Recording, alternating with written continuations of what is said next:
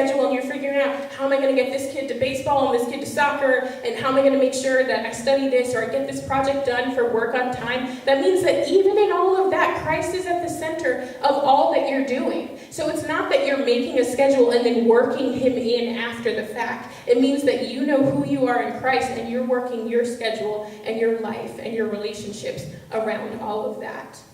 So is God an afterthought, or is he a priority? Is he truly at the center of who you are? And we have to think about that individually. But what we have the opportunity to do is, as a church, when we come together corporately, we come here every single Sunday. And so we have this amazing opportunity not just to figure out who Christ is in our lives and centered for us individually. It means we figure that out for us as a church.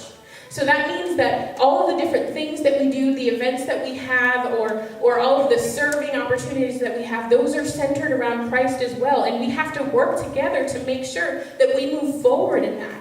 So that when we come here and we're serving together, you're not doing that service because you want recognition, or because you want to just keep tradition alive, or because you've been coming here every Sunday for the last century. It means that you're doing it because of the fact that Christ is the center of your life. And we have to remember to continue to move in that. And we have such an opportunity to do that because in 2018, our church is celebrating 125 years of being in this community. That's incredible. That's right.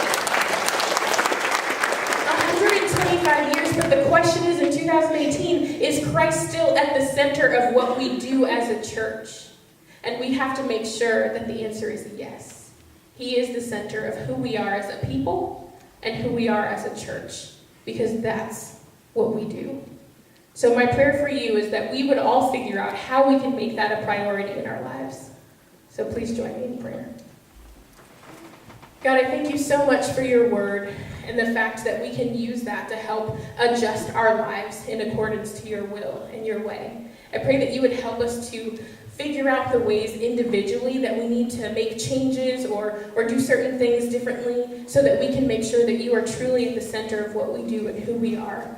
And then, Lord, I pray that as a church, you would help us to joyfully join together to make sure that First United Methodist Church of Stuart is moving forward with you at the center, with you at the core, Lord. I pray that you would empower us to do that, to continue to love other people as you've called us to do, Lord. I pray all of these things in Jesus' name.